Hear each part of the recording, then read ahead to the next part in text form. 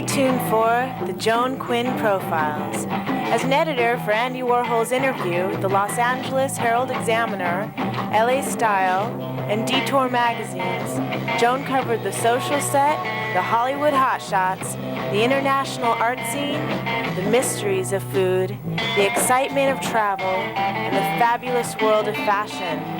Joan continues to find creative people on the cutting edge who make things happen. Here's Joan Agajanian Quinn. Hi, I'm Joan Quinn, and welcome to the Joan Quinn Profiles. Our guests waiting to be profiled are actress Marcia Rodd and author Hesper Anderson. Actress-director Marcia Rodd was born and raised in the Midwest. She graduated from Northwestern University. Sorry, Marcia. And it's a great theater school. Is that why you were there? That's why I was there. Did you always want to be an actress? Yeah, I think from the time I was about 11, which just seems like always. So yeah, you were doing really things early. in high school then? Yeah. I just came to it quickly, and I debated between like commercial art at one point and theater, but theater's always, unfortunately, always been my first love. It hooked you, huh? Yep. Well, a lot of actors went to your college. Yes, a lot. And you were in school with who? Oh, Dick Benjamin, Richard Benjamin, right. Paula Prentice, Penny Fuller, Larry Pressman, Tony Roberts, who were both called Dave when I was in school. They were acting on stage too. Did you go right to Broadway from college? Well, University? no, I got married. Oh. And I went to New Haven, where my husband was going to Yale Law School, my husband at the time, and I did shows at Yale for 2 years and then came into New York. Well, they had a great theater production company too Yeah, there, didn't they? yeah. And department? Mm-hmm. So when you went right to Broadway, you went to Oh, What a Lovely War. My gosh, where'd you get that? Is that right or wrong? That was the very first thing I ever did. Is that right? Yes, and just to date myself, we were going to be kind of a hit, and then the Cuban crisis came. Oh. And oh, wait a minute, I take it back. Oh, What a Lovely War was even before.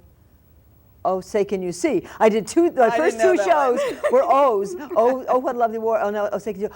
Oh, What a Lovely War was, of course, the thing. You got recognition in that one. Well, it was my first Broadway show, and it was quite something. It was very English. I met all my English friends, some of which I still have. Is that right? Yeah. Then you went on to create your own role in, what was it, Your Own Thing? Yeah. I went through your bio, and one said create, one said originated, one said star. So this one said you created the role in Your Own Thing. Oh, well, created as opposed to, created and originated are probably about the same. I was the first one to do it. I mean, I did it in the first production. It's been done a number of times since then. But it doesn't mean that the author wrote it for you, creating the role. No. Then you would say the role written for her. Oh, and then what about originated in the last of the Red Hot Mamas? Yeah, Last of the Red Hot Lovers. Lovers. Neil Simon comedy. Sorry, Mamas. Oh no, that's Red Hot Mamas. Everybody says that. That was Neil Simon writes, and then you cast. I went through an incredible series of auditions to get that role. Did you? Yeah. Are there a lot of people who are the same as you, going for the same roles? Oh, always. You're always in competition with a number of other people, and it's almost mysterious how you ever get anything. I'm not sure what it has to do with.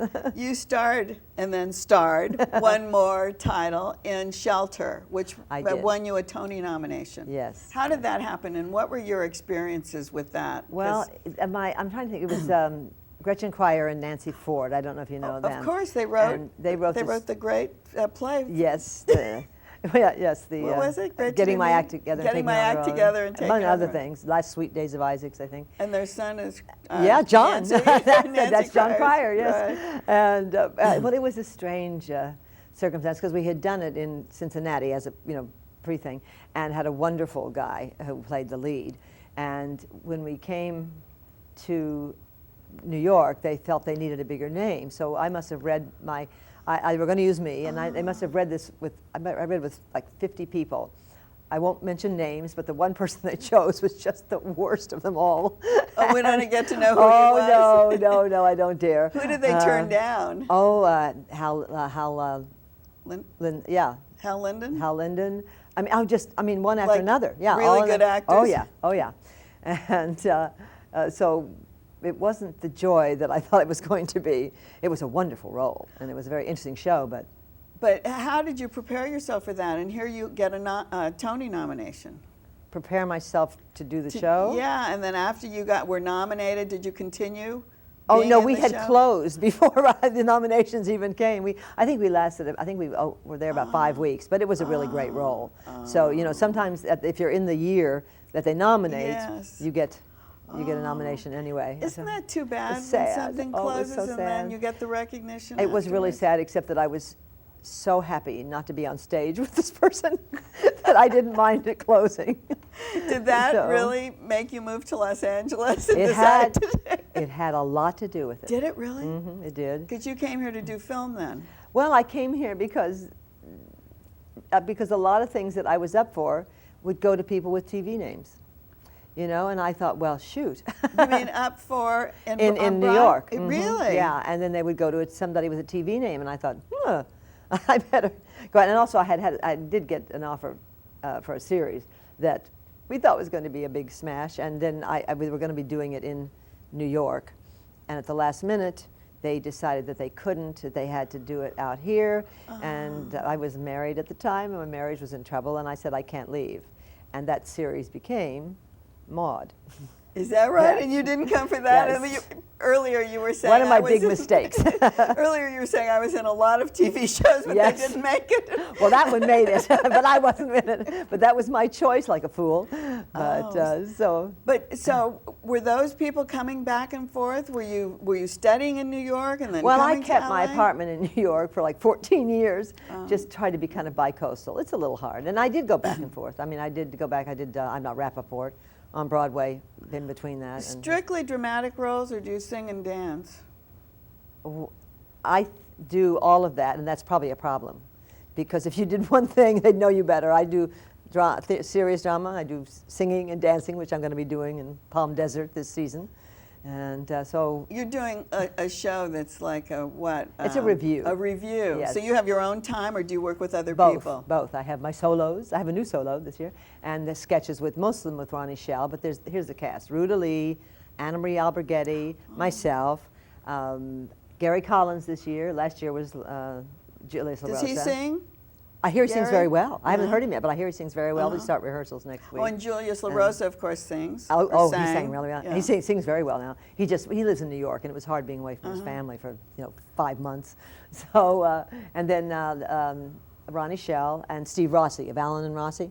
Yeah. So That's the 6 of us. So you have comedians, and you have people who sing and dance. Rita Yes. does everything like you, Yeah, doesn't she? yeah. She does she drama. sings some. She does sing some. Well, there's no real drama in this review.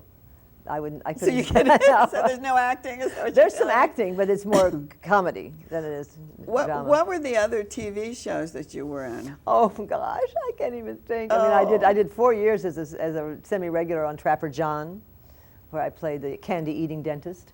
And I don't even have a list in my head. I did MASH. I did. Oh gosh. But I can tell you, you were on the stage all the time Yeah. in between all of these, because you were at the Taper and Once in a Lifetime. I was. That was my first show out here. Is that right? That's Who what was brought me out here. directing and who was in it? And Eddie. Oh God, just went blank on his last name. Eddie. I know it so well. It's terrible. I'll think of it later. and in it? No, he just directed. In it, Jane Meadows. Oh. Yeah, did she tell you about that? No, we didn't talk We had about a dressing room together for a while. Yeah, she was darling. And I'm trying to think. I mean, it's been so long ago since I did it. But the Doolittle, you were at the Doolittle I was at the Theater Doolittle. I Once love in a James Lifetime. Doolittle. Yes. The Doolittle was. The supporting cast. Sorry. Yeah, that was. Yeah, Once in a Lifetime was at the Taper, Yeah, right? supporting cast with Barbara Rush and Carol Cook and Joyce Van Patten. Oh, it was just we had such a great time. Yeah. Oh, and then the Amundsen on Golden Pond. On Golden Pond, yes. But that's more recent, right? Yeah, well, that's not too recent because it was with Julie Harris and Charles Durning, which is wonderful. I had a wonderful time. And then I did at the Dorothy Chandler Fiddler. Fiddler. Yes. That's what I was going to get to next. oh, Fiddler. yeah. So you really made the rounds of I the have music played more. center. Oh yeah, not yes, and I've also played in Hermosa Beach and in Long Beach and in the Valley and up everywhere you can work. Do you love the stage? Yeah, yeah, I do. I mean, sometimes there's things that you don't like. You're not about afraid it, to be up there but all the time, because in a film, it's a lot safer. Well, you know, there's risks that you're taking on stage. You know, you're really naked out there. And I found, though, when I was out here for a while, that if I don't get on stage every 2 or 3 years, it's too scary. And so I really try to make myself do that. oh, because then you're afraid to yeah, go. you're afraid. You get terrified. I mean, because you're just away from the experience. You're you know? doing this Palm Desert, Palm Springs thing, Yeah. but you're also directing Aram Saroyan's play at the Yes. Beach House. Which is playing right now. And I guess you love to direct as well. I do. You know, so I don't do a whole lot, but then when I get into it, I think, gee, I really like this, and I do it pretty well. How did you know William Saroyan? No, I knew of him, of course. Did I'd you read know his the stuff. family? Never met them. Never Because met it's them. such an autobiographical piece. Yes. Well, I guess I don't know how. I didn't ask Aram. I have to. Aram Saroyan, who wrote the play, he got to me, which I had never met him, through my friend Paula Prentice, who went to school with, and I don't quite know how he knows Paula, but I came totally as an outsider. Is that right? Into it, yeah. So you didn't know Carol Matthau? I had certainly heard of her. Did you work with Walter Matthau? No, I wish I had. I would give Never. anything. Isn't this funny? Oh, I would give anything to have. I So- didn't even meet him. You just really approached this from a clean Slate, as it were. Slate, Yeah. really. I mean, I had certain preconceptions. Obviously, I knew Saroyan, I knew that name, that family, and I'd heard many things about Carol, and of course Walter. You know, was fascinating. How did you research it? Well, I read a lot of things that Aram had written and a lot of things that Carol had written, and it's just very strange timing. I was home with my guy, and we were watching, and here was this 2-hour biography of Walter Matthau, and it was very interesting because he didn't even mention Aram, or they were never mentioned. But those weren't his kids, although he raised them. Although he raised them from, he did raise them. It's like 13 and 11 or something like that on. And that's a very intricate part of At the Beach House. I know it's a fictional drama. It's fictional, but it's very much based on. Do you see it, and there's so much drama involved, do you see it getting better as they rehearse? Oh, yeah. I mean, I think it's unfortunate that we have such a short run because it's such a complex, you know, it's a dysfunctional family, let's say, and they are really, I bet if you came now, you would see a lot of things that you didn't see. Well, as a director, do you have to be there all the time? Well, no. Once it opens, you don't have to. But in something like this, which is kind of like a workshop, you know, I mean, there's a set and all that, but it's a very simple. I like to see what works, what doesn't, in case, you know, and just to learn from it. And then where would it go? Where could it go? I don't know. I mean, Aram probably would like to do film of it, or I don't know. I mean, I don't have to worry about that. Maybe a film, you don't know. But if it went on to be on another stage, you think you'd follow it as a director? If they asked me and if they paid me, yes, yeah, that's the thing. It's I think they would. I mean, Aram and I really have gotten, you know, quite close during this, and Galen, I adore his She's wife. an artist as well. She's just lovely, She's yeah. Very. So that's how it happened. Yeah. It was just a Paula Prentice. Well, actually, Paula couldn't read the role of Carol, and he called me to read the role of Carol, and I was going to, but then I had some surgery and couldn't, and I found this friend of mine, Nancy Jarris, and had her come in, and so when he decided they were going to do it, he said, we'd like Nancy to do it, and can you direct it? So it came just totally perfect. Nancy Jarris is wonderful in the role. Terrific, She's such a good actress. Oh, she's a wonderful actress. Is it hard for you to move people around the stage? Well, it depends. You have a lot of people on stage at one there's time. 10 people in the cast. It's difficult. There's a lot. It's not hard. That's actually the easiest part of it, as long as you have actors that know how to walk and talk at the same time. Some people are incredibly stubborn. Some people have to be cajoled. I mean, it's like being a shrink.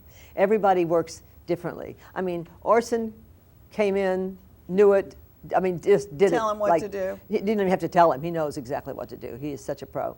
And his role... But see, that doesn't bother you if somebody comes in Oh and knows gosh, what to no! do? Oh. If they're doing it right, if they're doing it all wrong and they think they're wonderful, then it's a problem. But he was terrific from day one. And he's also plays a role where he knows, he says it. He comes out and it doesn't matter what anybody else does. He's on. So it's not a matter of working he little doesn't have to- scenes. See, so yes. that's where I had to do all the work, to get He the has relationships. a very long monologue, Uh-huh, and I asked him how he did that, and he said, "Well, you just have to exercise your brain. That's right. It's just a one matter thought of- after another. Yeah. Yeah. Well, so you anyway. did great today, Marcia. Thank you. Thank thanks, you. Thanks for being with us. I enjoyed it very much. Nice Thank to see you. And don't go away. We'll be right back with author Hesper Anderson.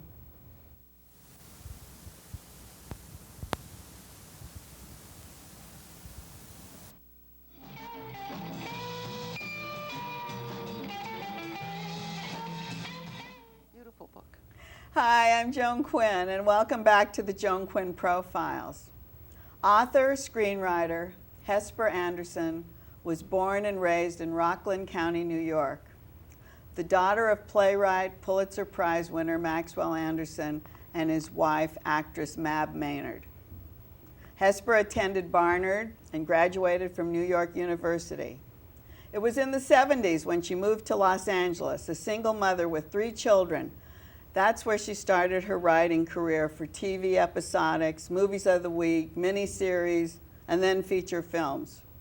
Her screenplay for Children of the Lesser God was nominated for an Oscar, and I remember talking to you, Hesper, you said, "I did a lot of writing to get the kids through college." Yes, this is true. and graduate degrees. Oh, yes. and that as well? Oh, yes. So when you came out, you were able to get jobs easily? No. No. No. Really rough for a couple of years. And then got very lucky, broke in. Is that the thing? How does one break in? Because this is 25, 30 years ago we're talking about. Yeah.